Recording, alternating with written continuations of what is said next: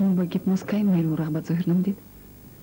من از دوره‌های دانشجویی در اینستیتوت طبی وقتی که در کورس دوم می‌خوندم بی‌واسطه با پروژه فیزیولوژی می‌رفتم. از همون دوره نسبت و رغبت من به این علم زیاد شد. مولا ظهور گیپنوز چیست؟ استعداد است، هنر است یا صنعت؟ اولش اینکه گیپنوز این حالت مخصوص در سیستم عالی عصبی است. دوم این هم علم، هم صنعت، هم هنر است.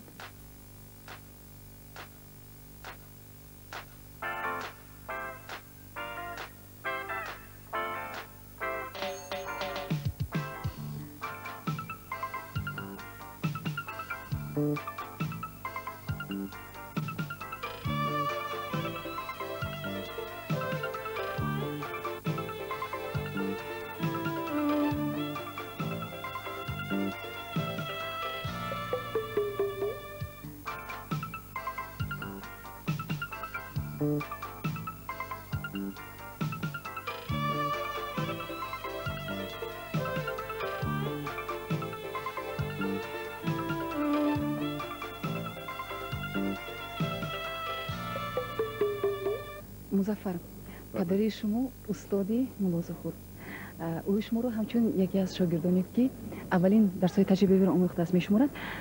از خصوصیت‌های مولا ظهور کدام خصوصیتی که او رو به خود گرفتن می‌خواستید؟ البته مولا ظهور پیروش من بسیار وقت میشناسم.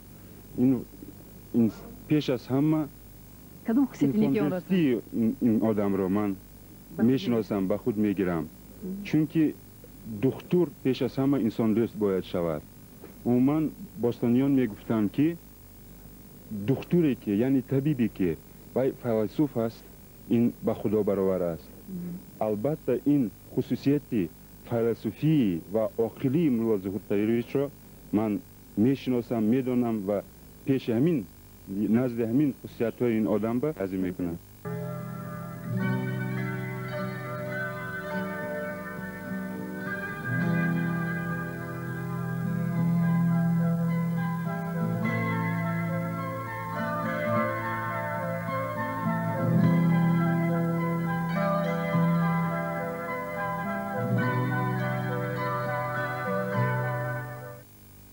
موضوع بعضا کس رو یک موفقیت سرگرم سرخوش کرد میتواند.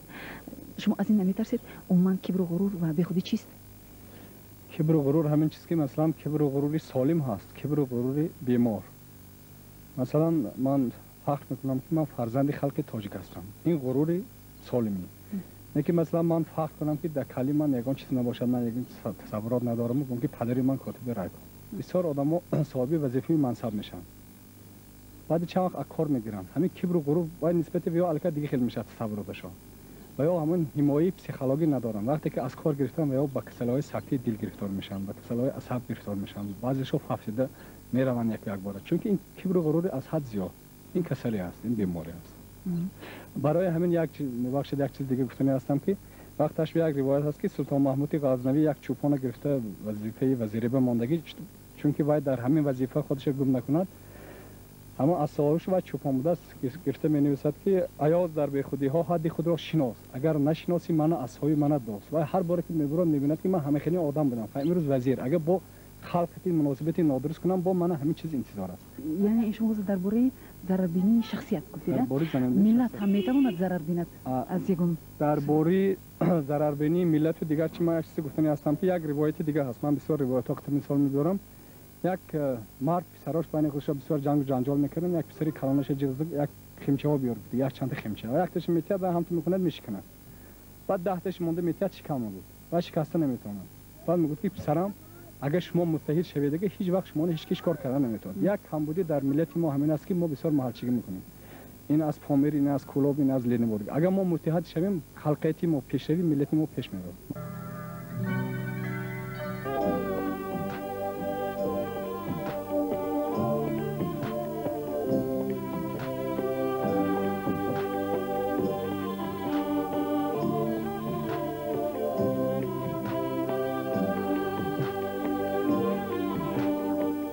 موضوع رو سالهای زیاد میشناسید؟ با مولا ظهور چندین سال باز همکاری میکنیم. همکاری میکنید. شما او رو خوب میشناسید؟ خیلی خوب میشناسم. بسیار خوب. انسان به کمبودی نمیشود. یک سوال غیر عنعنوی. چگونه نارسایی را در کاری او شما پی برده اید همچون طبیعت و یا همچون انسان؟ من همچون انسان در کارهای مولا ظهور کم بوده پی نبردم. همچون انسان؟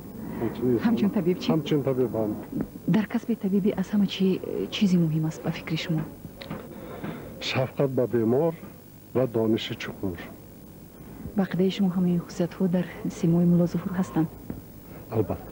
هر یکی ما از یکدیگر چیزی رو می‌آموزیم. من باور دارم که مولا ظهور از شما یک چیز رو آموختن از خاراکتر شما. شما از خاراکتر آن کس چی رو به خود گرفتن می‌خواستید؟ از خاراکتر مولا ظهور با فکرم اپتیمیستی را یاد گرفتم نشکم. حیات دوستی را. حیات دوستی، اپتیمیزم.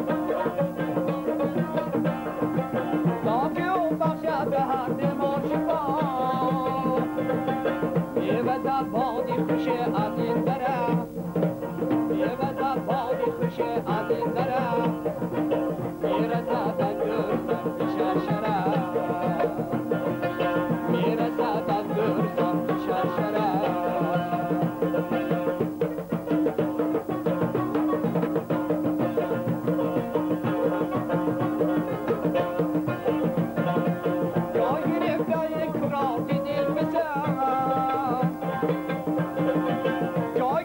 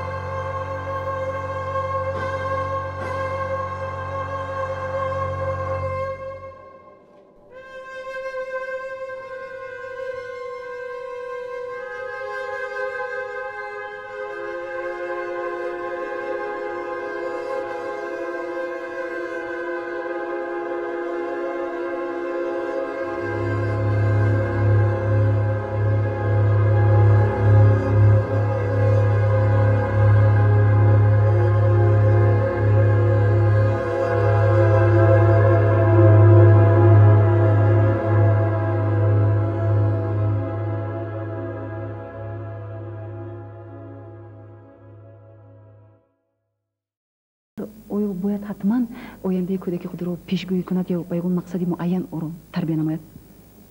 البته همه تربیت از اویل سر میشد. هر چقدر در اویل تربیت نقش شود همانقدر دولت پرقوت میشد، همانقدر پیشروی میشد دولت. چون که همون آدمایی که در تورمه ها شدگی عذاب کشی شدن و دوزی میکنن، آدم کشی میکنن، در اویل تولد شدگی. آدمای بهترین قهرمان هم در اویل. برای همین پرینسیپ که مثال من گفت زنم که از همینجا من پسری من باید آینده دکتر شود، لیکن در درونی و یا اننگه نباشد بسیار کیم.